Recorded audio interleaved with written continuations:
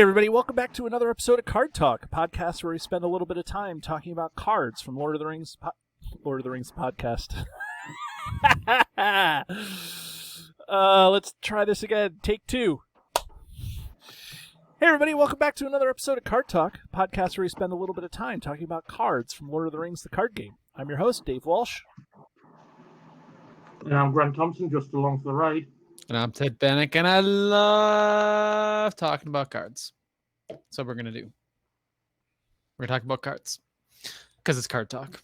It is Card Talk. And Card Talk is brought to you by patrons. In case you didn't know that.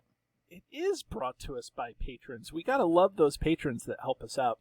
And, Ted, you're integral into bringing us 2 Ready Teddy level patrons. So, special shout out to both of those folks. We have Justin and Vardane. And part of being on the Ready Teddy level is they get everything, all the other tiers benefits as well. So they get a show.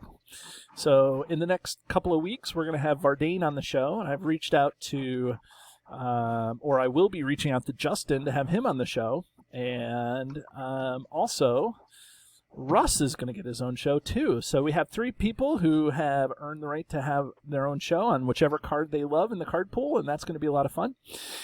But there are other patrons that we love just as much as those guys. We want to make sure we acknowledge them and their ability to help us keep the lights on here.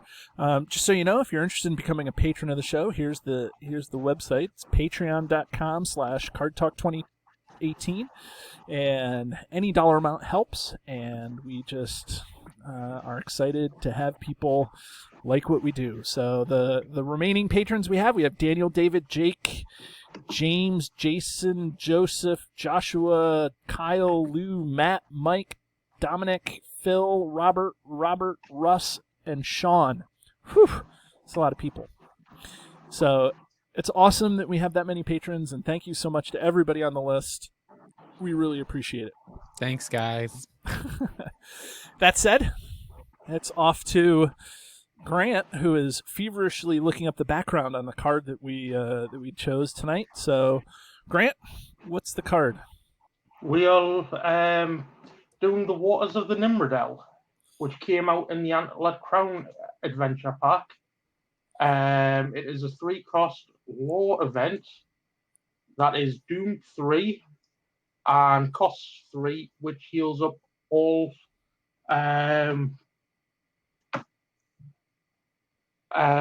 damage on the board, except for Bjorn. Right. The big bear can't get healed by the Waters of the Nimrodel. Yeah. And he's a big thirsty bear, too. But, he is a big thirsty bear. Now, I will start off by saying that I'm only now, even with Saruman being out for, 8-10 months, I'm only now just starting to get over my doom fear. Is kind of what I called it when we did our Legacy of Numenor episode, where Doomed 4, and it just seems like people have a doom fear, like they're just scared of that doom keyword, especially in multiplayer when you're raising everybody's threat. Threat is bad. Threat is bad. So I will be the first to say that I don't reach for this card when I'm thinking about healing. But I will also say that I don't really play multiplayer enough to consider healing everybody in this fashion.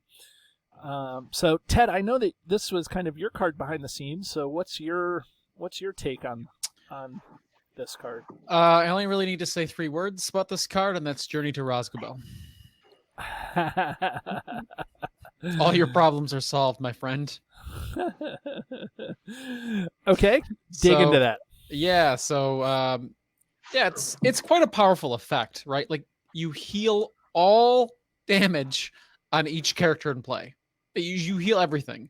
And 3 lore resources, that's a lot. And Doom 3, also a lot of threat. But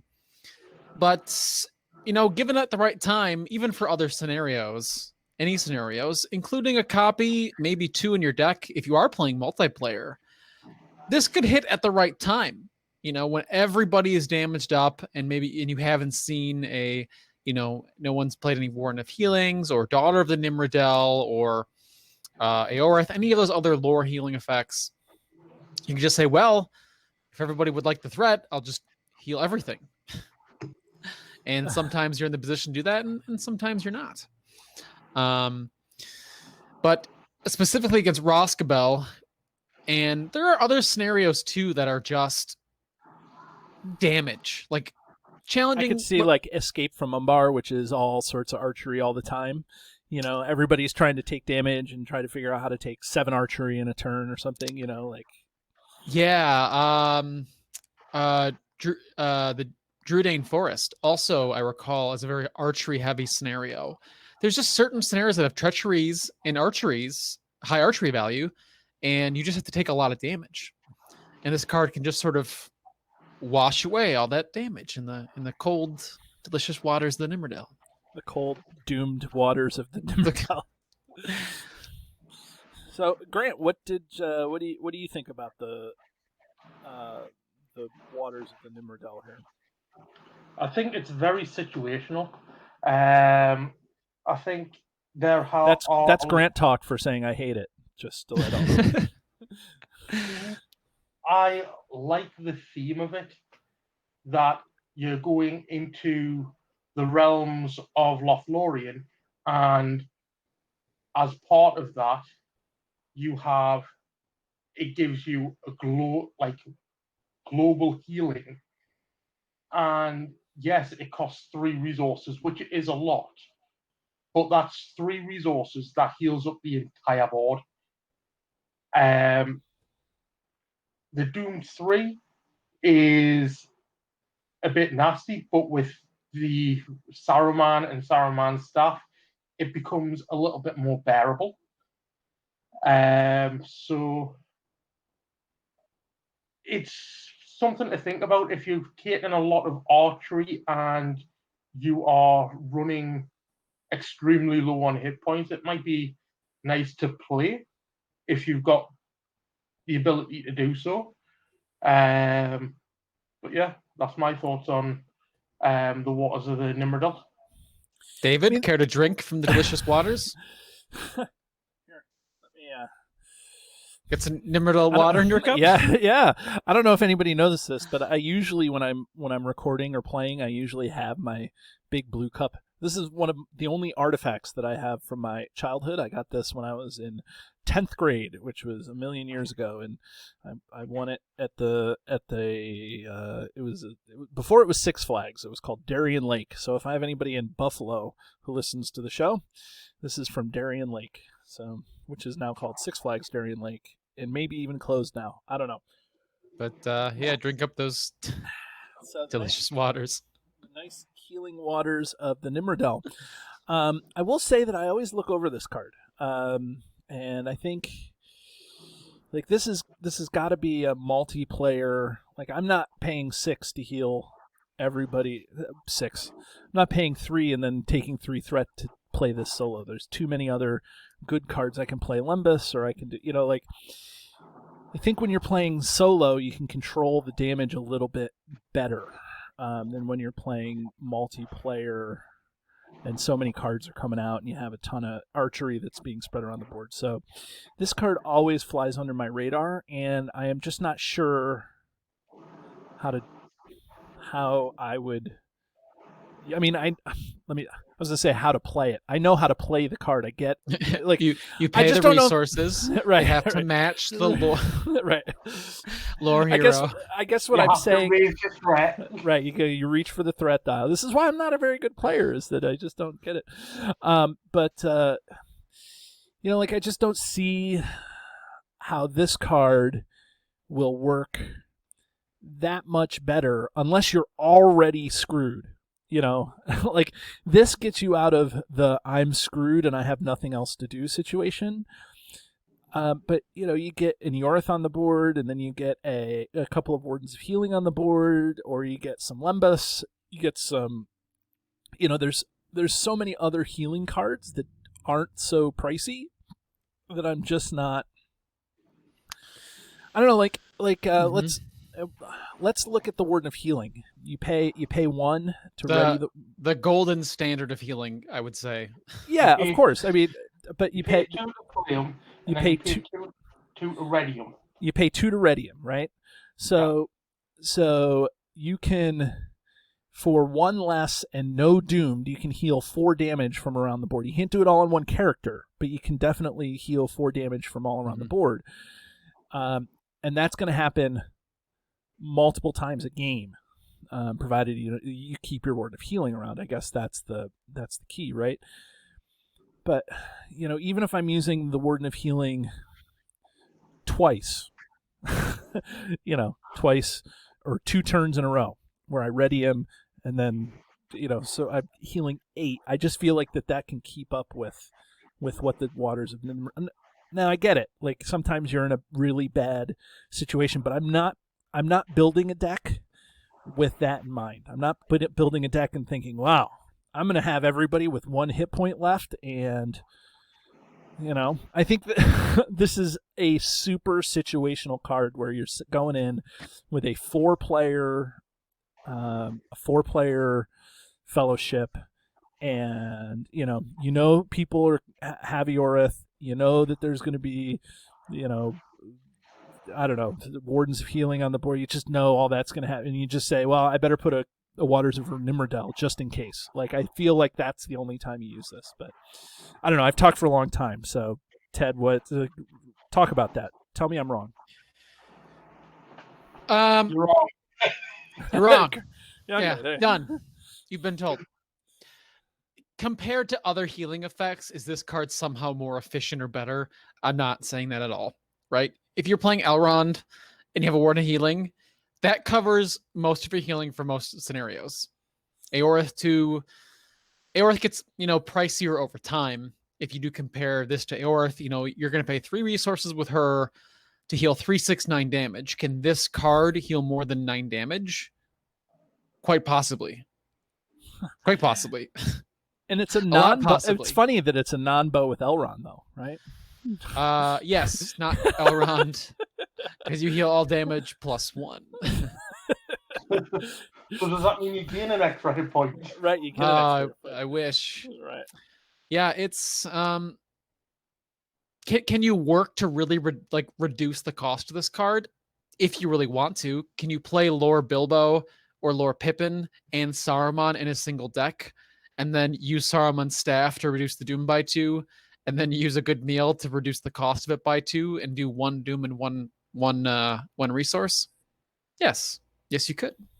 But that is that a lot of work to do just to play this card? It is, but odds are, Grant, you mentioned Saruman, which of course he gets a lot of mileage out of this, right? Because he can make a doomed 1 with his staff, and then get a ready out of it. And then heal himself if he had done a defense, along with everybody else on the table.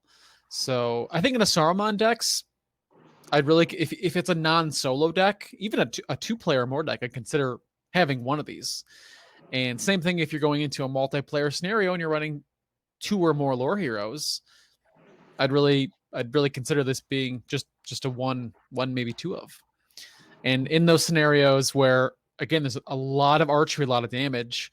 If you're playing Nightmare Journey to Roscobel, this card is for you. 3 copies in your deck.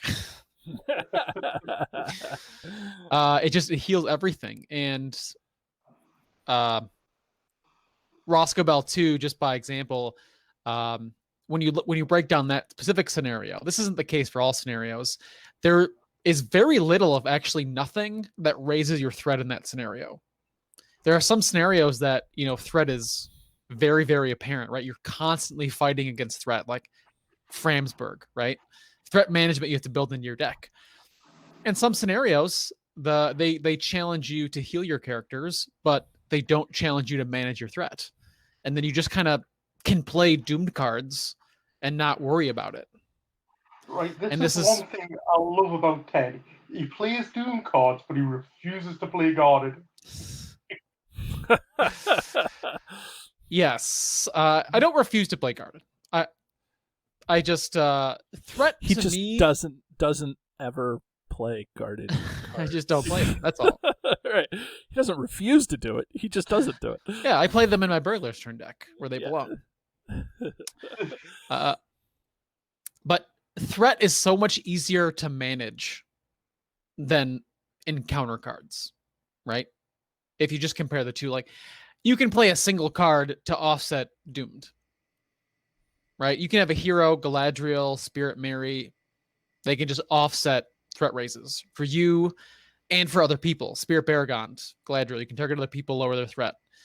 But when you have to do guarded cards, managing an enemy can sometimes be more difficult. Managing a location and then questing against it can sometimes be more difficult. That's all. It depends. All situational, what your deck is, what scenario you're doing, of course. Sometimes those things are easier to manage. Sometimes an extra enemy is like, no big deal, right? When you have some crazy setted hero on a 3 hunters deck who's got like 7 attack and 5 defense and, whatever, right? He just Aragorn or Grimbeorn or whoever. But I think he's coming at you, Grant. I think Ted just threw the gauntlet down at you. What do you have to say about this? This is. I mean, I don't want to get off topic, but I kind of want to address. Cards are okay. I want to address Ted putting down, playing guarded cards in a 3 hunters Grimbeorn deck specifically, who everybody in the community knows is famous for you playing all the time. It did. It was a compliment to Grant because his 3 hunters decks with Grimbeorn, they tend to just mow through enemies. They do. Yep, they certainly do. They're very good at that. But well, that's what they're designed to do. Yeah, exactly. So but they can't quest worth anything. Well, they can when they flip the contract. I know, but you never flip the contract. Yeah. What turn is it? Turn 8? Just one more attachment. Just one more. And I'll flip. Discard all attachments. No! Yeah. I don't know. So, Grant, earlier on, we were looking up what the waters of the Nimrodel actually were. Well, actually, I guess you and I were talking, and Ted was just listening. Like the waters of the Nimrodel, it's like a small body of water that separates Lothlorien from the rest, like kind of there. But there was something else I felt. Did you ever find that something? Yeah. Like when they came out of Moria, they headed to the Mirrormere to look upon Durin's Stone. Right, Durin's Stone and the Mirrormere, right. Yes, and then they headed down into the entranceway of Lothlorien, which is where they treaded into the water of the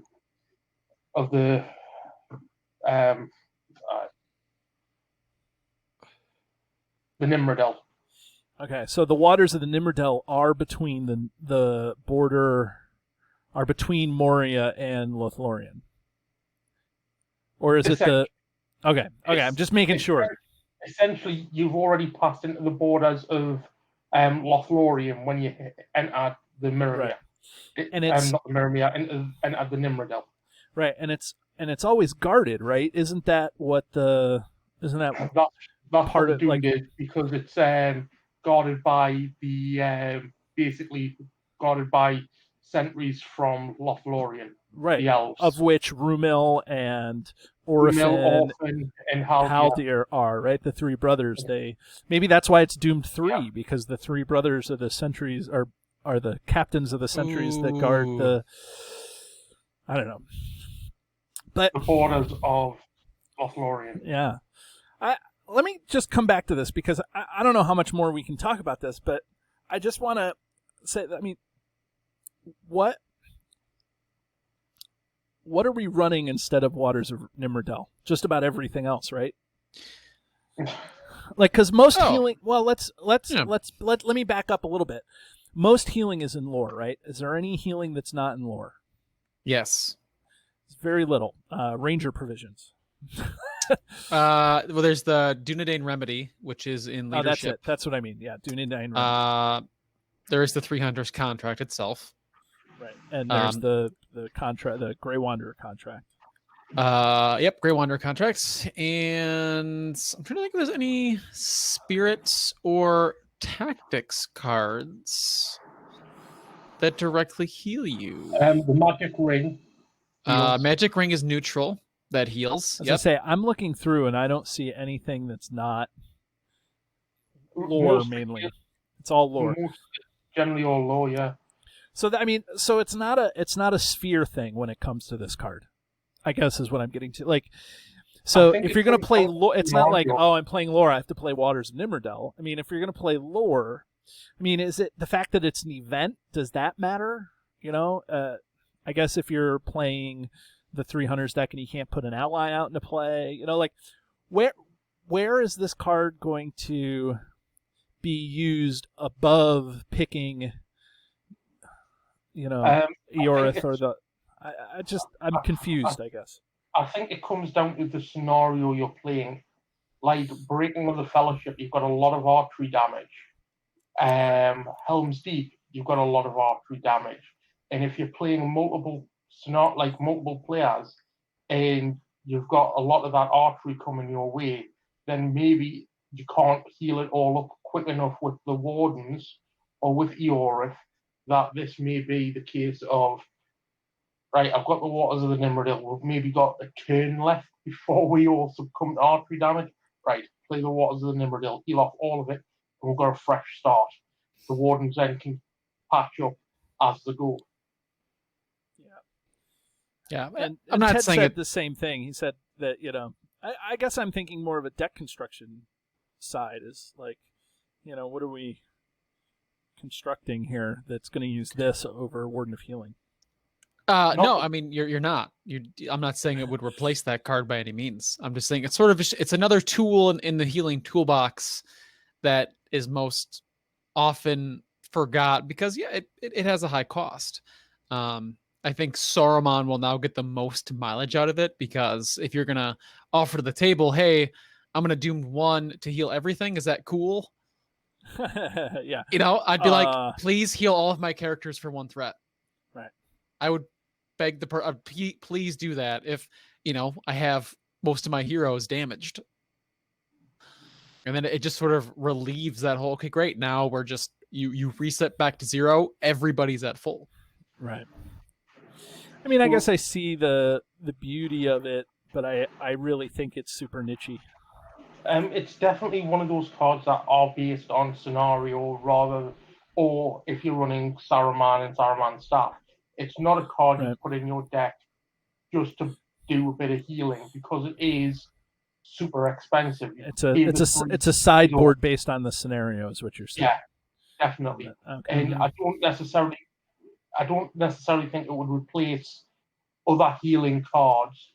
Definitely not any of the allied healing or self-preservation or well-preserved, but maybe the Beyond Hospitality. Oh, that card. 5 cost. Yeah, I'd say this is kind of like, yeah, this is kind of like, I'd say the new Bjorn's Hospitality, right? If you want to do if Beyond's Hospitality healed everybody, then I think Waters of the Nimrodel wouldn't be as useful. But since Beyond's Hospitality targets a player, where Waters of the Nimrodel heals up everybody, that's what saves Waters of the Nimrodel. Right. But I'm just saying you'd be surprised because sometimes, you know, you put down your Wardens and your Eorith and you're like, okay, this is my regular healing, and you get treacheries that kill them. You get shadow cards that kill them, or even with your self-preservation, which. What, Grant? I'm sorry. They don't have to die. They just have to be. I said they don't have to die. They just have to be exhausted. Oh yeah. Yeah, and you know your attachments are subject to shadow cards, treachery cards, and you could lose it. So there's this, it's not just put in every deck, but yeah, as Grant said, I think it's a good sideboard card for certain scenarios, especially Journey to Roscoe. Number 1, I'm telling you, if you're gonna play Nightmare Roscoe, this card is going in your deck. Probably, like I said, probably 2, maybe 3 copies. What Ted means to say is you're putting in 12. Yeah, and you're still never drawing it, right? 49 cases of test of It's will. like that test of will. Okay, should we ring this guy? Yes. Okay, so do for it. for anybody who doesn't know or is has forgotten how we do this, we have a highly arbitrary yet scientific system where we rank a card on a scale from 1 to 10, where 1 ring is the one card to rule them all, or the best card in the game, and 10 rings is the worst card in the game, or the card that we throw back into the fiery chasm from whence it was made. So to begin here, Grant, why don't you lead us off? Waters of the Nimrodel. What do you ring it? I'm giving it a 6 rings because 6. as I've already said, it's not going in every deck, and it's definitely situational for the deck and for the scenario. It's still expensive, taking everything into account. So 6 rings. I can't be as nice as you. I'm gonna have to go with 8 rings. I mean, I want to go with a 9 actually. Actually, you know what? I'm gonna drop the 9 bomb on this guy. I just think that this, like, other than Brock Iron Fist, I'm not really reaching for this card. I guess it got a little more playability with Saruman, but I still think it's relegated to the multiplayer